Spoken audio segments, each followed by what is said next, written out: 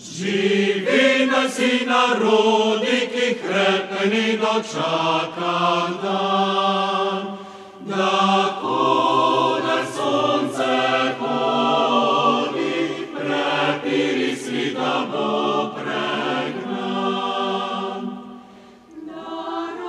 Darojak, rozbud zakne vrat, le sosed bo mejak. Darojak, rozbud zakne vrat, le sosed bo mejak.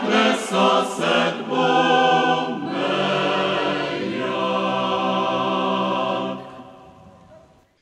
Spoštovane udeleženke, spoštovani udeleženci, pričujoče slovesnosti, posvečene našemu zaslužnemu rojaku, gospodu Francetu Tomšiču, cenjeni gostje, ki z navzočnostjo še posebej izpričujete in naglašate razlog, da smo danes zbrani v parku spomina na pobočju Malega gradu v Kamniku. Župan občine Kamnik, gospod Matej Slapar, evropski poslanec, magister Matej Tonin, dr. Tina Bregant, predsednica Slovenske ljudske stranke, članice in člani občinskega sveta občine Kamnik, gospa Marta Lavrič Tomšič in člani družine Franceta Tomšiča, častna občanka občine Kamnik, dr. Marjeta Humar, predsednik društva Demos na Kamniškem, gospod Jože Berlec, avtorice in avtorji prispevkov na današnji okrogli mizi in v knjižni noviteti o Francetu Tomšiču, vizionarju, domoljubu in demokratu, spoštovani in dobrodošli vsi navzoči. Zbrali smo se, da prisostvujemo odkritju spomenika pomembne osebnosti slovenske demokratizacije, častnemu občanu občine Kamnik, Francetu Tomšiču. Bil je soustanovitelj in prvi predsednik Socialdemokratske zveze Slovenije, ene prvih opozicijskih strank v času osamosvajanja. Kot sindikalni voditelj je v 80. letih prejšnjega stoletja opozarjal na krivice delavcev in zahteval več pravic in več svobode. Njegovo delovanje je pomembno prispevalo k pluralizaciji slovenske politike in k krepitvi civilne družbe. Spominjamo se ga kot enega od pionirjev slovenske poti v demokracijo. S spoštljivo hvaležnostjo navzočnost trajnega spomina nanj izpričujemo z umestitvijo njegove podobe na mesto spomina zaslužnih Kamničanov. Portret Franceta Tomšiča je delo kamniške umetnice, akademske kiparke Nine Koželj. Za postavitev spomenika je zaslužno društvo Demos na Kamniškem ob podpori občine Kamnik. Vljudno povabilo k odkritju podobe Franceta Tomšiča zdaj namenjam županu, gospodu Mateju Slaparju in soprogi upodobljenca, gospe Marti Lavrič Tomšič. Prosim. Domov slovenski kraj, me bliže njegov krasni maj. Tam rože majo lepši diš, tam ptice znajo dosta viš. O ti Slovenija,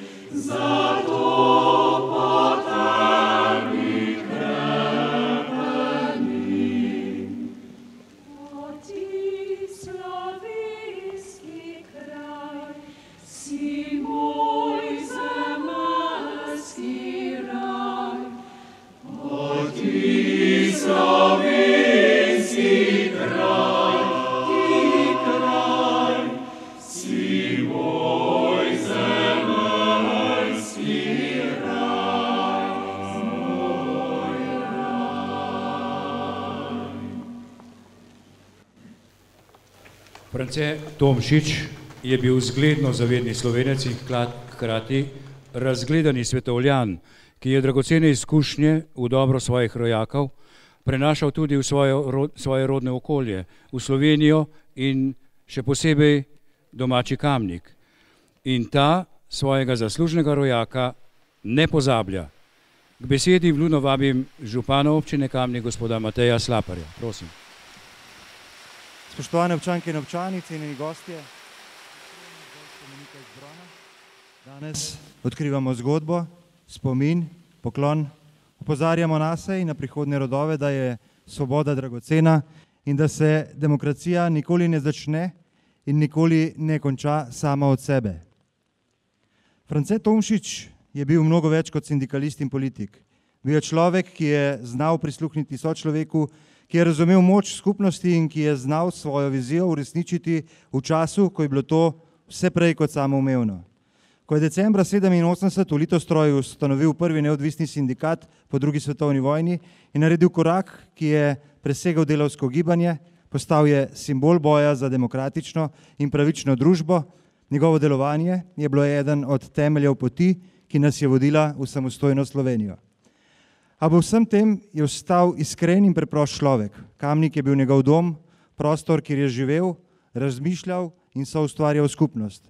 Deloval je kot občinski svetnik, bil je prisoten v civilno-družbenih pobudah, spodbujal podjetnike, obrtnike, delavce, kulturnike, v debatah ni dvigal glasu, ampak tehtal besede. Ni iskal moči, ampak soglasja. Vedno z mislijo na skupno dobro. Zato se ga Kamnik ne spominja kot velikega človeka le na papirju zgodovine, ampak kot soseda, kot človeka, ki je znal pozdraviti na ulici, ustavite se, prisluhniti, človeka, ki je vsakem iskal nekaj dobrega in to je, spoštovani, morda največja človeška vrednota. Vera v drugega.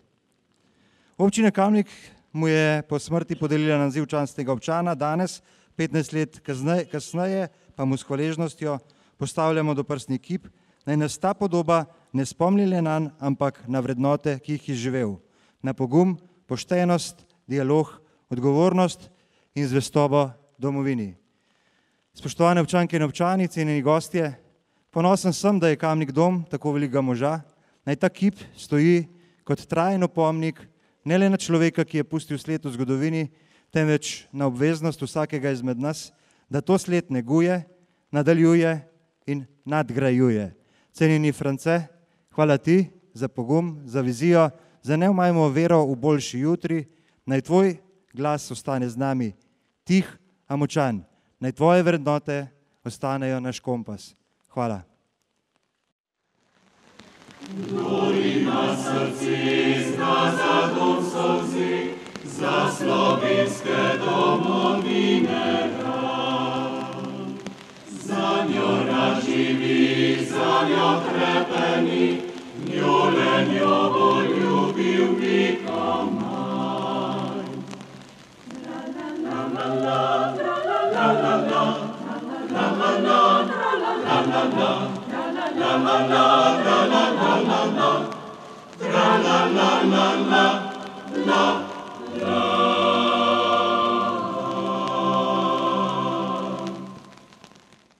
Med Tomšičevimi najožjimi sodelavci pri pripravi programa nastajajoče organizacije socialdemokracije v Sloveniji je bil tudi profesor dr. Bogomir Kovač. Vljudno povabljeni, gospod profesor, da nam spregovorite tudi na tej slovesnosti. Prosim.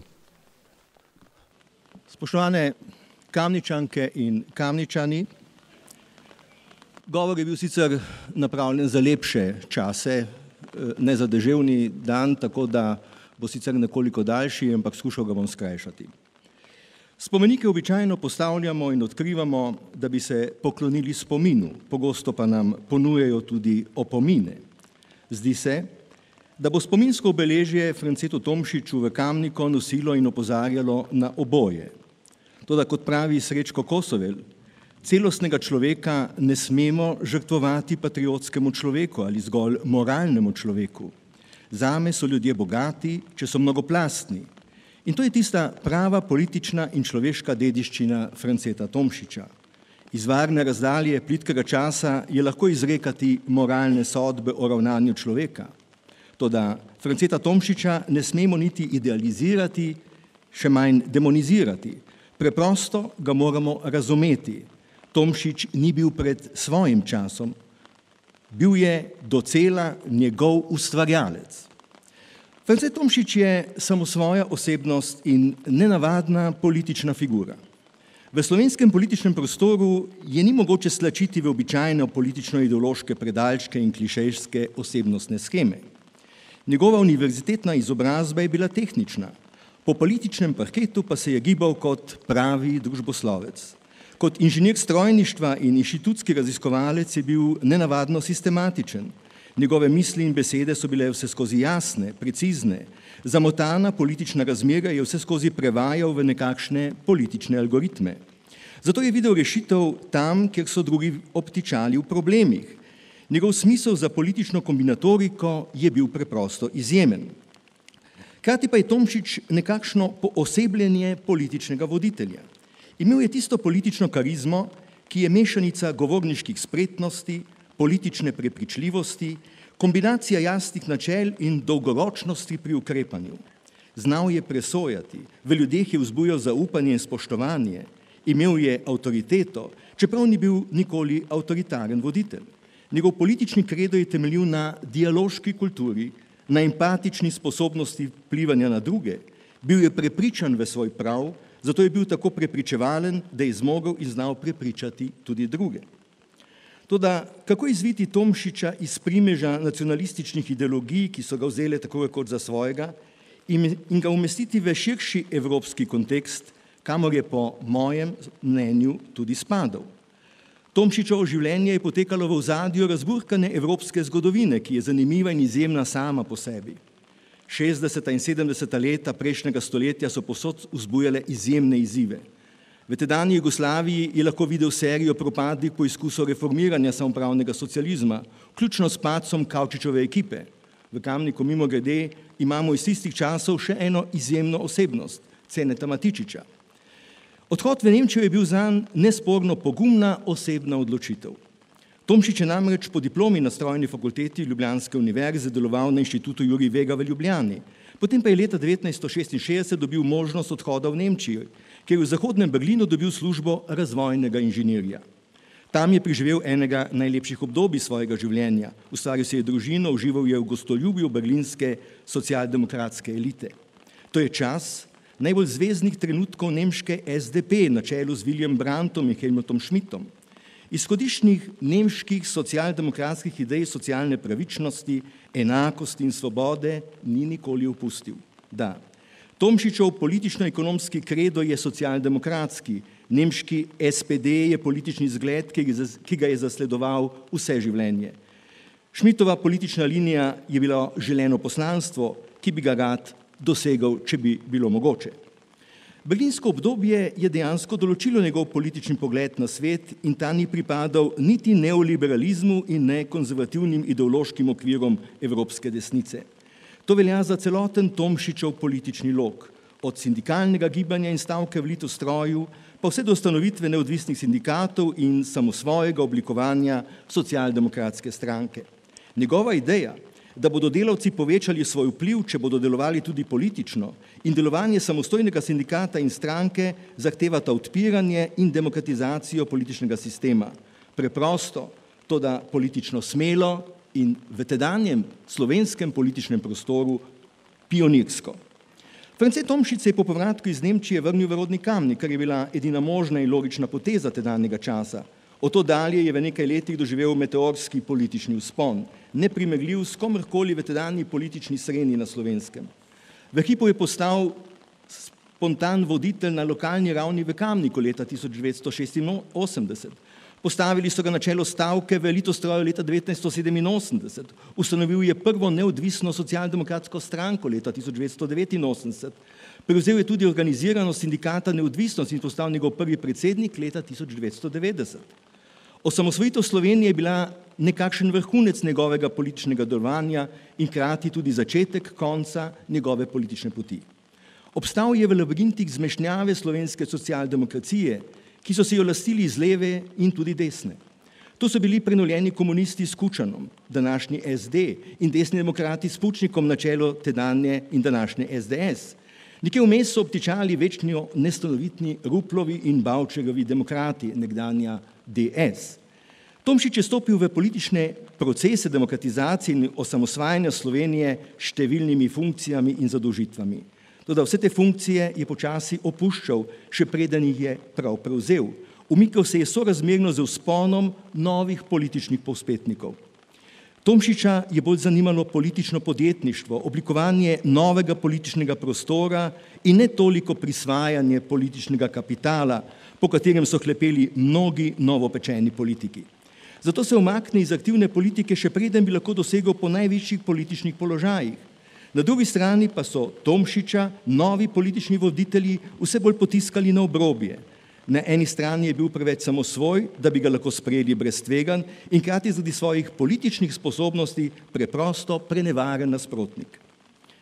Mnogi so Tomšiča primerjali z Lechom Valenso, legendarnim poljskim sindikalnim voditeljem štrajka v Gdansku davnega leta 1980.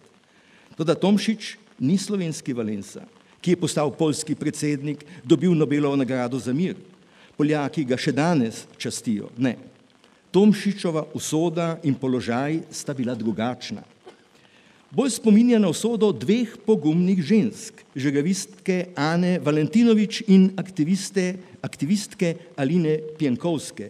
Obe sta bili izjemni članici stavkovnega odbora v tedanji ladjedelnici. Obe sta do danes ostali velika moralna avtoriteta borg za delavske pravice in pravo ogledalo stran poti sodobne Poljske, ko sta v 90-ih letih trdili, da je nova demokratična oblast izigrala politična pričakovanja in socialne zahteve poljskega delavstva. Novi politični voditelji so jo zavrnili s podobno ihto kot nekdanji komunisti. Valentinovičeva je umrla v sloviti letalski nesreči poljskih voditeljev pri Smolensku aprila leta 2010. Mesec dni poprej so v Kamniku pokopali Franceta Tomšiča. In v tem je usoda njunih političnih zgodb domala neverjetna in zato tako povedna. Tomšič je do konca ostal zagovornik ekonomske demokracije in politične participacije.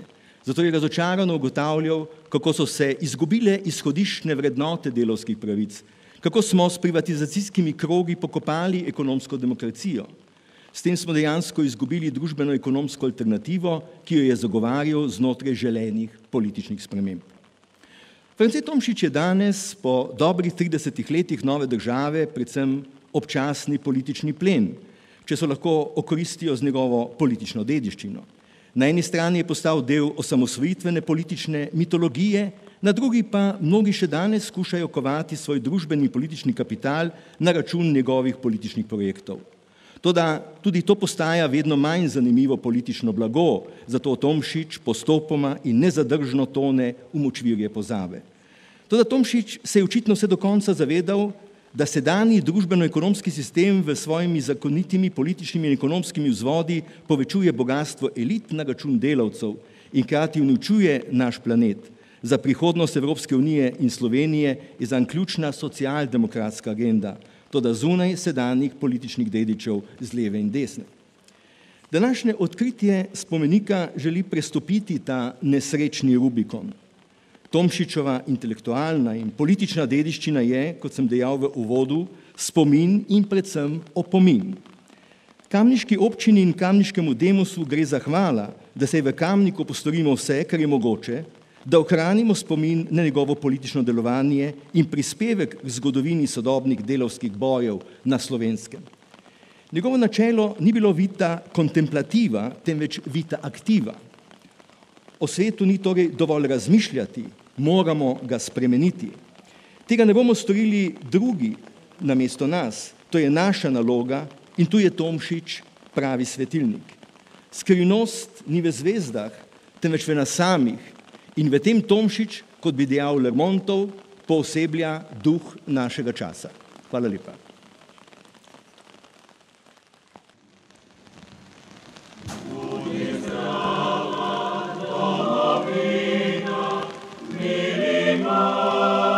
Slovenski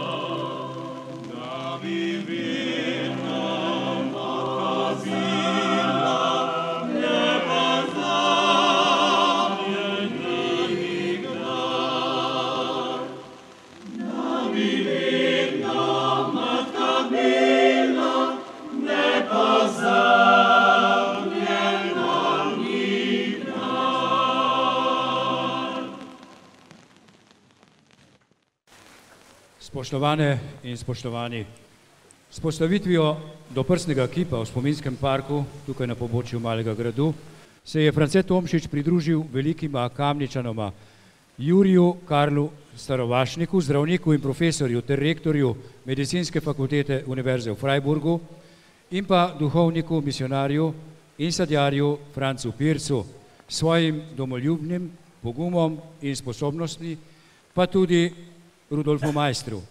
Z današnjo slovesnostjo in odkritjem doprsnega kipa v čast in spomin Franceta Tomšiča smo se poklonili človeku, ki je z iskreno, razumljivo in neposredno govorico, kot je zapisal dr. Dimitrij Rupel, prižgal prve luči slovenske demokratične politike. Bil je zvest pripadnik slovenske pomladi, aktivist, domoljub, resnicoljub, demokrat in prijatelj ljudi v stiski. Oblikovalec naslovnic obeh knjig o Francetu Tomšiču, Dušan Strle, pa je dodal: France Tomšič je bil vizionar v pravem pomenu besede, človek, ki je znal v času negotovosti misliti pogumno in svobodno. Njegovo življenje je bilo prežeto z domoljubljem, vendar nikoli izključujočim ali sovražnim. Naj nam bo France Tomšič zgled poguma, poštenosti in domoljubja tudi za naše ravnanje v sodobnem času. Veselimo se, da imamo prvič v zgodovini svojo državo, da se uresničujejo besede Franceta Tomšiča na zborovanju maja 1989 na Kongresnem trgu v Ljubljani.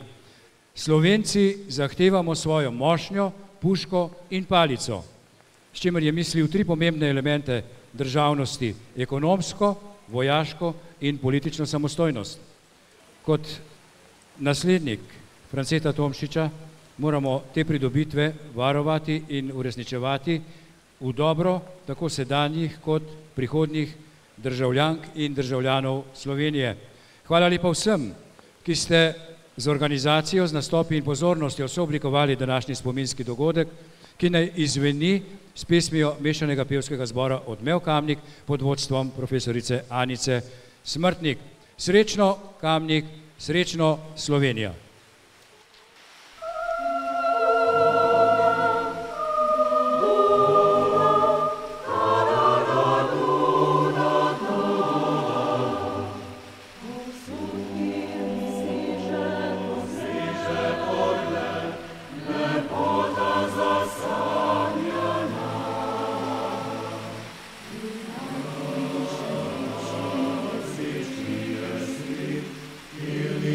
Yeah.